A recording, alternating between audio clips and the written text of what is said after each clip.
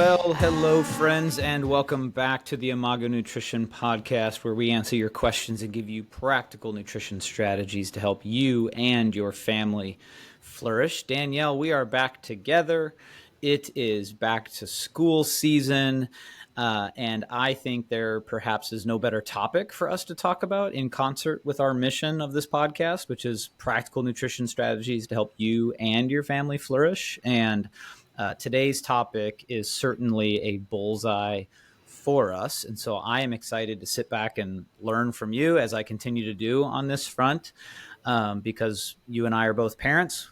We have kids. So many of our listeners have kids. And we know that family meals are super important, but they're also at times very challenging, right? And so I'm excited to jump into this topic, which is 3 back-to-school meal planning tips, parentheses from a dietitian and a mom. That would be you.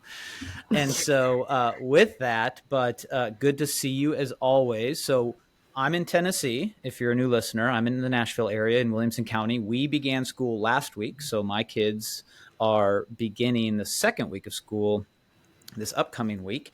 And so, Danielle, where are you guys in your back to school calendar in the St. Louis area? Yeah, they get to meet the teacher this week, and then we start on Monday of next week. So right around the corner, last week of summer.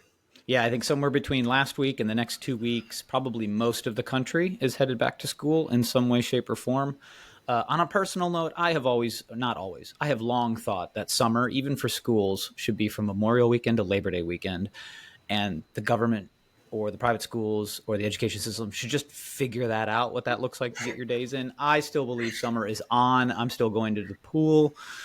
We are still treating this as summer, though my kids are back in school pretty early because we also get out early. But on a side note, if the government is listening, please let's do something to fix this. Summer is Memorial Weekend to Labor Day weekend. I think we could just fit school around that. But all right. So with that, and by the way, if you have a question, you have a topic as we head into the school system, whether it's for you as a parent, whether it's for your children, be sure to reach out to us. You can drop your questions and send us your questions, and we will consider those for a topic of a future episode. And so if you'd like to shoot us your back to school question or your child nutrition question, or as a parent even, your question as we head into the back to school season, the fall season, lots of change, lots of transition, a lot of people kind of recalibrating thoughts and goals and rhythms of life. And so we would love to help you do so on topics of nutrition. So if you have a question for us, you can send it to us. Just go to our website, Imago Nutrition. That's IMAGO nutrition.com/podcast. There's a form there that you can fill out, and you can send us your question or topic, and we will consider it for a future episode. So with that, Danielle, I meant what I said. I'm excited to hear from you and learn. I'm just going to kind of act a bit of our guide here. So I'll kind of help get us through some concepts. But I know that in terms of back to school meal planning tips, you've got kind of 3 big ones that you'd like to look at. And there's some subpoints, of course. You know, there's multiple strategies within some. There's multiple struggles within others. But what would you say is your first back to school meal planning tip that you'd like to give to parents? Yeah, the first one would be really to take a look at multiple meal planning strategies. I think most often we lean towards one, which may be great, but then all of them have some type of barriers or struggles. And so when we can use multiple of them, multiple meal planning strategies, we can minimize, the downsides of, the few that we are using and maximize like the benefit of them. So I feel like what I'm trying to say is that when you use one meal planning strategy, those disadvantages of that one can be kind of cumbersome and maybe decrease your motivation to keep going with that. So I love it. More tools in the shed, as I say. And that's the case with a lot of things in life, right? Like if we have one set way of doing things, chances are it'll break down over time.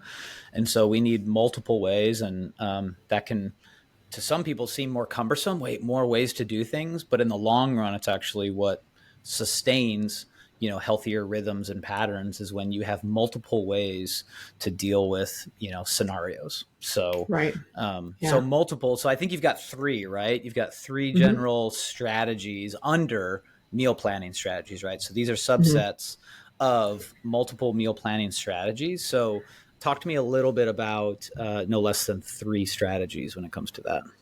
Yeah. So I feel like recently they were kind of categorized in my mind. And that's why when writing them out and working with clients on them, I think it was really helpful to see them in these three different categories. So the first one is you can call them assembly style meals Mm. or pantry staples.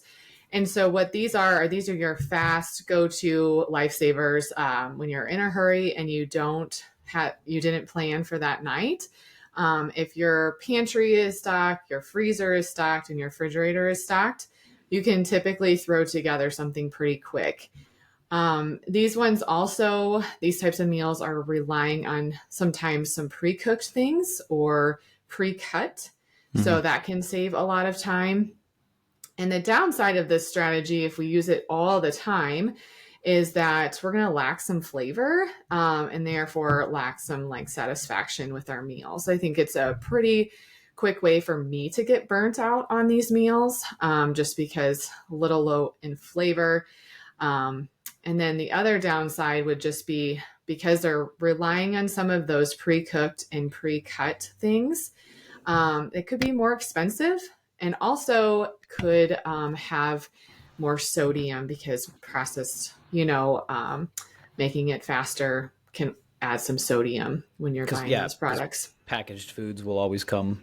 Salt is yes a Hmm. flavor enhancer, but also a preservative, of course. And so, Yeah, can I put you on the spot? Could you give us like an example of an of assembly style course. meal? I'm starting to think through like how we do things at our house and starting to see maybe how some of what we do at times, my wife does, is kind of folding up underneath this assembly style meal strategy. But what's maybe one Yeah. example of what that looks like for you guys? Yeah, so it could be something like a bowl. So you're going to take that pre-cooked brown rice, throw it in the microwave, and then throw whatever pre-cut veggies or leftover veggies in there, or in the pre-cooked chicken. So that could be a really fast bowl. It could be like sandwiches or salads. Obviously, there's bag salads. You can throw, some extra spinach in there to stretch it farther. It could be like picnic essentials, like your cheese and crackers, and then you throw in a fruit and a veggie, kind of like a charcuterie board Mm, we concept. we do those. Yep. Yep. And then you could also just transform your leftovers. So, like, you have leftover pasta and you throw some extra, to stretch the meal one more night. That could be some examples for sure. Very cool. Assembly style meals. That's the first strategy under using multiple strategies. Cool. Very cool. I like that. Yeah, we do charcuterie boards. We do snacky boards, if you will. Like, and the kids absolutely love them when they have friends over. We use this strategy, assembly style Hmm. meals to feed, kids that aren't even ours at times because it's just lined up and let them just kind of work through the assembly line and pick and choose as they want. So it's highly effective. But to your point, it's not the only strategy. So, Hmm. talk to me a little bit about a second strategy underneath, Yeah. meal planning. So the second strategy I call time block meals. So this would be a little bit longer in prep from start to finish. And so why I call them time block is I break them up in 10-minute segments. So you take really any recipe and work on it for 10 minutes, throw it in the refrigerator and walk away. And then come back, do the next 10 minutes. So some really great recipes for this would be something like marinating chicken, actually taking the time to cook the brown rice, Mm. You could throw something in the crock pot. You can cut up the veggies, make a salad. Or just like cook the meat portion of the meal. And then you're going to, maybe make lasagna. So the next 10 minutes would be assembling the lasagna. So there are so many different types of meals that can fall into the time block meals. And I think these are really great because they're going to really boost the flavor and not be as overwhelming when you break it up in those 10-minute segments. That's cool. And obviously one of the big things that we see, I think this is what you're getting at, is that a lot of times putting together meals feels laborious. Why? Because it takes a large chunk of time. And so what you're talking about is just breaking that down into smaller pieces and then just stacking those smaller pieces, because life's crazy, even around the house. Like, to just get a dedicated hour to spend in the kitchen when you've got kids and sports and a husband, bugging you and kids coming in and pulling things out and trying to snack. And like, it can break down real quick, this idea of like, man, I need like an hour, but how could you do that over the course of, more time? And so that's cool. So little blocks. And by the way, that's not to get on a tangent, but that's one of the ways that, there's these 4 laws of behavior change, right? And one of the second law is make it easy, right? And so this is a way of breaking down what seems like a really big task at times, which is like, how am I going to find an hour to, do this meal? Start by making it easy. So chunk it out into little 10-minute blocks. So life update. I am studying Italian again. I have to admit that it was probably a year ago that I told you I was going to start doing that on this podcast. And guess what? I completely failed at it. I got like maybe 2 or 3 weeks in, completely failed at it, have revamped how I'm doing it. Now I'm forcing myself to only study Italian 15 minutes a day. That's it. And so I'm breaking out seems like this big task, and I force myself to only do 15 minutes a day. I am already 4 times farther than I was I think today is day 14 for me, than I was over the course of several weeks last year. It's far more sustainable. I actually feel like I'm accomplishing it. Why? Because I broke it into smaller pieces and I'm just stacking up those smaller pieces. So that was a selfish tangent on my part, but it is one of the ways in which we can build better behaviors and better rhythms and systems is by breaking it out. So I love that. I love time block. I was curious kind of to hear from you on that, because when I hear time block, a lot of times I think kind of like a corporate mindset, like, all right, block out a couple hours. And I'm like, that's going to be tough. We're not talking about blocking out a couple hours. We're maybe taking an hour and blocking out little pieces to build into that, if that's an accurate way to describe that. Yeah. I would say, the time block meals, they could take only 30 minutes. So you're only needing 10, 3 10-minute segments. Yeah. That's awesome. But I love that meal planning strategy right now in our culture, because a lot of people get to work from home. But even if you don't get to work from home, like going to bed 10 minutes earlier so you can wake up 10 minutes earlier, or doing it with a podcast or while you're drinking your coffee. I mean, there's so many different ways to make it enjoyable and get the 10 minutes. So I think we're going to have to do a whole separate episode on that, because I also recently went on an anniversary trip and I finally read Atomic Habits by James Clear. And in that, he talks about many different things, but those 4 laws of behavior change, and you'd already touched on them, which is the first one is make it attractive, 2, make it easy, right? Like, and so there's these blocks that you can build to build sustainable habits. So I think we'll do something on that here in the upcoming future, and hopefully that'll be really helpful to people too as they head into the fall season. But I love that. So that first strategy is those assembly style meals. Second one is time block meals, chunking out that task into smaller bits along the way. And talk to us about another one. I think you got a third strategy for us underneath this one. Yes, the last one is freezer meals. So I think everyone has a bit of a love-hate relationship with these, because in most ways people go about doing this is they set aside a day or a half of a day, and they try to make 4 or 5 meals, and just the amount of like ingredients you need, how organized you need to be, how many pots and pans you have to clean, how many things you have to chop, is just like, no, thank you. So that's kind of the disadvantage, is the task feels daunting, and the prep and cleanup feels very overwhelming as well. So I have a couple different strategies within these freezer meals that have really helped me. So to make this a strategy worth your time, first I would recommend getting some freezer friendly recipes. There's tons of cookbooks dedicated to that, or there's many online recipe resources that are, freezer friendly. So I have found a few that really have saved me time. And when you read their tips, they can give you some really time-saving tips. So definitely read through the comments. on, like, oh, instead of, cutting up this bell pepper, can you just buy the, frozen sliced peppers? Because fresh or frozen are very equal as far as nutrition. Some frozen things have added sauces, so just watch the label for that. Mm. But there's a bag of, pre-sliced peppers and onions mixed together. So you Yep. do not have to chop those. Yep. So use that for sure, because you're just throwing it in the freezer anyway. And then the second thing would just do it gradually over time. Like you make a time block meal, get all the extra ingredients and do, a bigger, so you're already putting meat in a pot or a pan to cook.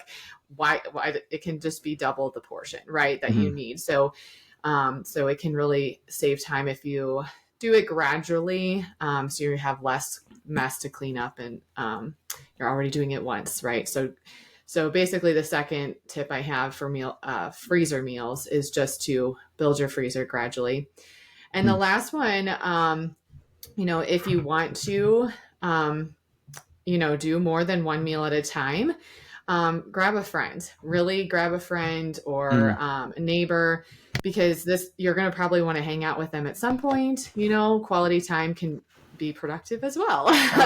Turn on some music. And my sister and I do this. We try to do it, once every 2 months or 3 months. And we just, she's responsible for bringing 3 recipes. I'm responsible for bringing 3 recipes. And if we have more or less time, and then, you're getting more variety because you're sharing the meals, obviously. So That's you fun. end up with 6. Yeah. I love that. I'm a classic dude. I never would have thought about that. It just shows where I lack in this area, but that's super fun. Why not make it, community? I'm all about getting together with friends. I'm good at that. Right. But I had not thought about that in relation to meal prep and how that can actually make it. I imagine it can make it something you look forward to, right? Like, yeah, getting to have your sister, your friend, your neighbor come over, your mom, whoever it is, your grandma, and that quality time together. You get to see someone else's recipes. You get to, spend some time together.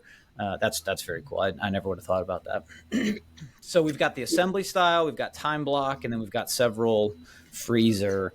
That's cool. I love that. So all of that's under using multiple meal planning strategies. I think that's super clear, super interesting. So what would be the second meal planning tip as parents are headed back to school this year? Yeah, the second one would just be to find what your specific challenge is. So for example, my specific challenge was always struggling with ideas. Like I just lack of creativity, or we have so many different meals that we make, but I can't really think of them when I'm trying to make a grocery list. In fact, on our way to Colorado, like a year ago, Mark, I wrote down all the meals that I make for the family, and I actually had enough to make 2 months worth. So every day was different for 2 months. And so I have so much variety, but I literally cannot think of those. And so writing them down was my life savior, to tackle my biggest challenge. So I'm not nagging my husband and my children. They were hiding in plain sight, right? Like they're there and you know them, but until you actually put them down, there's something so powerful when we write things down. I know you and I could talk about this on many different levels of health, but like when you actually write it down, oh my gosh, it's so freeing. And that's what you're talking about, is that you had 60 days worth there. It just took writing it down to see it and like truly believe it, Yeah. So that was the solution. I think I'm going to probably take it a step further and organize my cookbook and make some grocery lists, so I really can have less, decisions to make weekly, or That's cool. It's just kind of already pre-done for me, essentially. Awesome. Yeah. So finding what your specific challenge is. It could be, picky eating, the family doesn't agree on food preferences, or, you feel like you're making 3 different meals every night, or it could be grocery shopping, like just getting the food in the house and keeping the pantry or the freezer and refrigerator stocked. Or maybe it's just like chopping the vegetables. You buy all the food and then they just go to waste because we forgot to take time to get them ready to be used. So it's kind of funny, like when I come home from the grocery store and our refrigerator is stocked, but nothing is chopped and ready to go. It's like, oh wow, I don't have anything ready to go. Like it's almost like my refrigerator might as well be empty if you are not taking the time to cut and prep your food. And then another struggle could be just you don't like to cook. So there's so many different struggles, but it's really important to see which one is most pertinent to you. Which one do you feel like it comes up all the time? And that's what makes this process so hard to get family meals on the table. Yeah. And that's encouraging too. Like to tackle your areas of weakness is not something that sounds fun, but it actually produces it can be very energizing, myself included. Like even just going through this silly, like learning a second language, like once I got called to the table on it and put a system in place, it has been invigorating that I was able to overcome this weakness. And so whether it is, like you said, picky eating, meal ideas, grocery shopping, chopping produce, cooking, like tackle it offensively, like go on the offense with it. Don't feel like you're constantly on your heels. I mean, this is something, that I work with my clients in a litany of areas when it comes to nutrition and health and wellness and fitness is being on the offense. Don't feel like life is happening to you, like do life, like, press into it, lean into it, and lean into areas of weakness. You'd be surprised. I've found how invigorating it actually can be to overcome that. And you start realizing how much you can do, when you just name it, oh, there's a weakness, and then you just lean into it. So I think that's super cool. Anything else on tackling the areas of weakness? I think you hit, probably 5 or, really core struggles that a lot of people come up with on this. Anything else you've seen kind of work in your own area or your own life? Well, I mean, I just, we do, have solutions for you. So I'm not going to just leave you, even better, so I don't know if we'll not be able to get into full detail on these, but, with the struggle of picky eating or limited food preferences, I would really highly encourage you to check out parent and child roles. And we have several articles on our website about those and how to implement them and all the struggles that come along with them. And the key is really just to be patient and consistent. Otherwise, it's not going to work. I promise. That's awesome. And to get there, by the way, you can go to our website, Imago Nutrition. These are free, by the way. You can go to Imago Nutrition, IMAGO nutrition.com. And in the top navigation, there's a tab called articles. Just click on that. You can either just kind of scroll through them. We don't crank out a ton of articles. We try to make them really meaningful. We do hopefully higher quality articles less often, as opposed to lower quality articles all the time.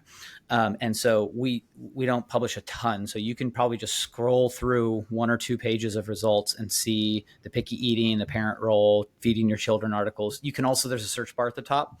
You can also just search for picky eating.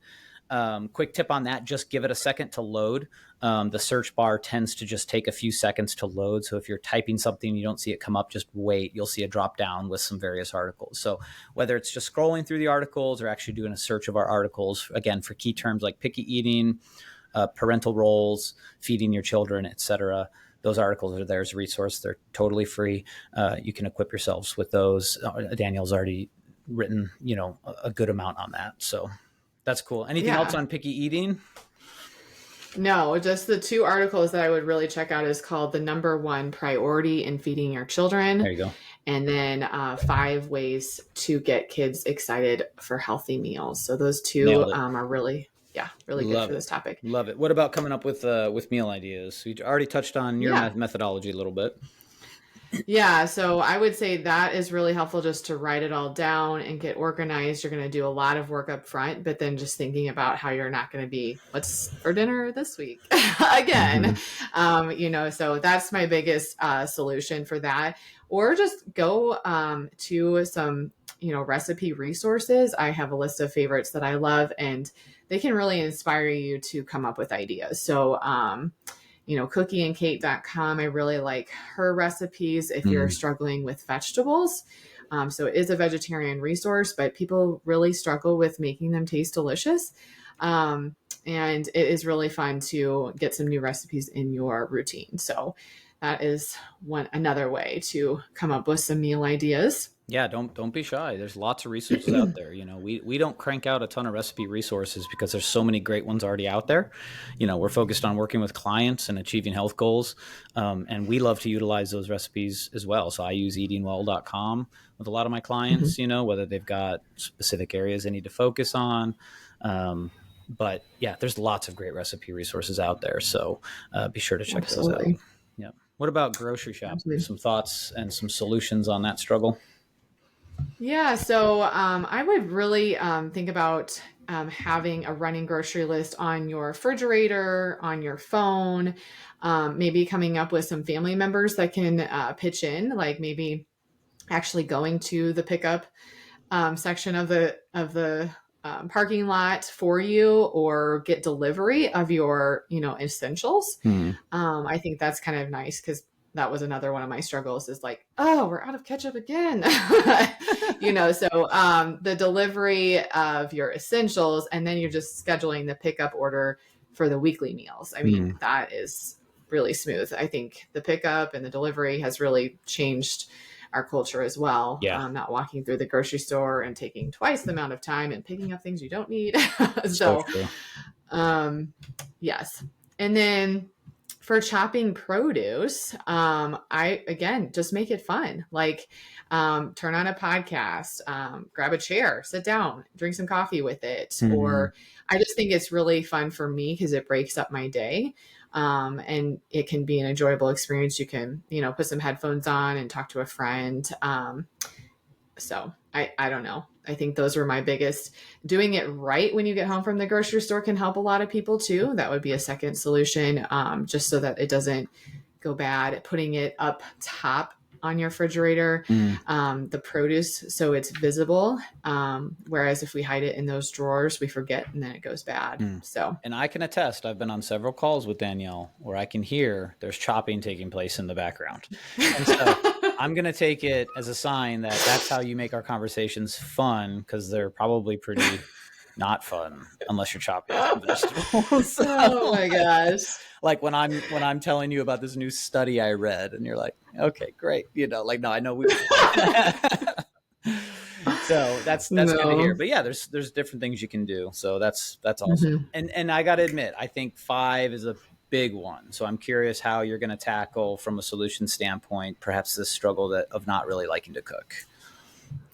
Yeah. So I think first would be just to recognize all the benefits of cooking. So we do have another article, I think, on that, or actually it was another podcast where we talked about all the benefits of cooking. Just a few highlights of that. Some other countries actually put it into their nutrition guidelines of frequency of cooking home cooked meals, because it sparks creativity. It boosts your mood, saves you money, or can relieve stress. So it is both physical and mental benefits of cooking meals. So first would be just recognizing, why am I doing this? Or why am I trying to start this habit? Yep. And then second would be, start with your favorite foods. What are some different ways you can make your favorite foods? So let's see, vegetables. Like maybe you're really just don't like carrots besides when they're roasted. Well, is there other things you can do with carrots? You love carrots roasted, so can you make a carrot soup? Or just start with something that you really enjoy. So maybe it's desserts. How are some ways you can boost the nutrition of your desserts? So if you like chocolate, maybe make avocado pudding. So that could be another thing to try. I love it. And I think that just start small, because we're not, if you can read, you can cook. But sometimes if we are like that. Say making that again. big, if you can read, you can cook. Did you hear that? If you can read, you can cook. That's good. It just takes practice. I know the first time I, make a new recipe, which I did this weekend, you read the directions like 3 times and you're like, wow, I just wasted like 20 minutes reading the directions. But but then it's like solid in your mind and you don't have to read those directions anymore. You just need to pull out the list of ingredients. So it really does get faster with more practice. And I also love cooking classes. So give that a try, make it a date night, grab a friend, and do a cooking class. It's really fun. That's awesome. And there's so many, I feel like there's so many more of those taking place now than there ever was. Like, it's just an area that we probably have more access to than ever before, whether we know it or not. And there's just a lot of different outlets for that. That's super cool. I love it. It's basically start small. The way I say it, you didn't say, is like, be selfish. Like, lean into something you enjoy, right? Be selfish. Like, it's going to be easier to get more creative with something that you truly care about. Right. And then, don't be afraid to use resources, things like cooking classes, grab a friend, build some community around it, have fun, make it a weird, crazy, fun girls Friday night, whatever you need to do. Boys Friday night, guys can cook too. So I think that's super practical. That even for someone like me that doesn't do much cooking, that makes it sound so much more attractive than I typically would have. Because even like you heard me say, I'm like, all right, here's a big one. Don't like to cook. And that all makes total sense. So that's super cool. I think for guys, maybe I would encourage you to pick a cooking method. Like maybe you really like to grill. Okay, what other things can you throw on the grill? Or my dad got an Instapot. Yeah. And he was like, I love this Instapot. And he found recipes that he can make with that. Or he really likes beans. And he was trying to work on improving his cholesterol. So he's like, what other meals can I make with beans?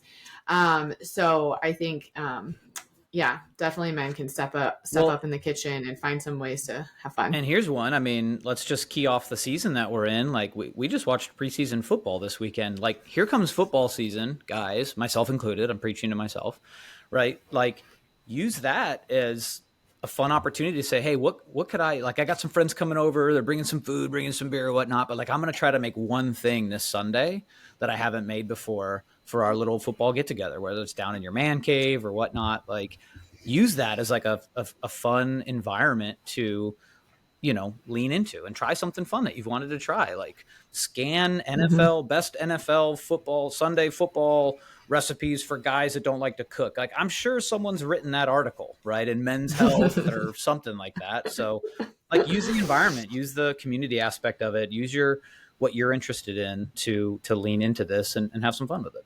So yeah, that's the amount. That's the only thing that I've contributed to this podcast so far. Was that off the top of my head. So, anything else on tackling your areas of weakness? No, I don't think so. So what would you say is the third? So we've talked about using multiple meal planning strategies. We talked about a couple of those, talked about tackling areas of weakness. You did a beautiful job of kind of laying out some struggles and some solutions. So talk to us about the third back to school meal planning tip. Yeah, I think the third one would just be to prioritize because, again, we want to recognize all the benefits of why we're doing this. And if we don't have those kind of in our mind in the forefront, soccer practice, baseball practice, piano, dance, what have you, will get in the way. So we really need to maybe write these down, put them on the refrigerator so they can be a visual reminder to you why you're working so hard and like why your hard work is paying off so tremendously. So let me just give you a few. So again, better health for the whole family when we have family meals. So this is when we're sitting down together and eating family meals. It does not have to be at home. It could be, on the baseball field, packing the picnic dinner. Just the more, I would just say, home cooked meals when you actually get to connect with your children. Connecting with your children can be in the car. They don't have to be looking at you. Actually, boys prefer that. Separate episode. Yeah. So another one would be like proper growth and development for children. So when we choose fast food, processed food constantly, that is just going to wreak havoc on their health. So that is a huge one. Children need to learn these healthy habits for the future. So when I see cooking go down, it makes me really sad because if our children don't see us cooking, how are they going to cook? I know my mom will attest to this. I did not show any interest in cooking until I was in college. So I'm not saying they're going to be like, oh, mom, how can I help you? But they're seeing you, and, more caught than taught. More is caught than taught. Yep. And then improved athletic and academic performance. All those nutrient-dense foods are nourishing their bodies appropriately for them to perform well in the classroom and on the field. Decreased depression, decreased substance abuse, decrease in eating disorders. Those are all huge, obviously. And improved self-esteem. So these are just a few of those benefits. Huge. Yeah, they're huge. Of making it a priority. So profound. So profound. And that really circles all the way back up. Like, that's the why, right? We talk a lot about, find your why before you start the what. And so, be encouraged that it's a great place to end, because that's actually where it starts. So if you've made it through this episode, and now you're about to be released back into the wild, right? Start there. Start with your why. Like, why you're doing this is important. And what I often say in many areas of health and wellness is, if your why is bigger than the why will get you through the what. Right. And so the what of family meals, the what of planning, the what of strategizing, the what of navigating picky eating and meal ideas and grocery shop, the what can feel burdensome. We're not going to pretend like that's not the case. But if your why is big enough, that why will get you through. And we can tell you, I think I can speak for both of us, Danielle, when we say it's worth it. The effort that you put into this is worth it. It gives me chills a little bit. I got the dad feels right now, because it's important. Like, our kids are worth it. Their health is worth it. Their long-term success and wellness is absolutely worth it. And you, as the parent, can be the headwaters of that by using some of these strategies that we articulated. So well done, Danielle. Yeah. All I tried to do was go ahead. Oh, no. I loved the quote you had on social media about how, make it a priority, because your kids depend on their health. Yeah. So I just think that was really powerful, because your kids depend on it. Yeah. And I think I said something, me, I ramble on social media, but it was something to something like pursue your health as if your kids depend on it, because they do. Something like that, which is true. It's not only your health. And like we said, more is caught than taught. So when you pursue health, that's the headwaters of what flows downstream to them. So all I tried to do was guide us through this, Danielle. You did the work as a dietitian and a mom who was not even interested in cooking until college. You did an exceptional job helping us kind of understand some of these. And so thank you very much to you that are listening. We're honored to help in this regard. If we can help in any way, please don't hesitate to reach out to us. You can contact us at any time. You can go to imagonutrition.com. That's imagonutrition.com/contact. That's the way you can get in touch with us immediately, whether myself or Danielle.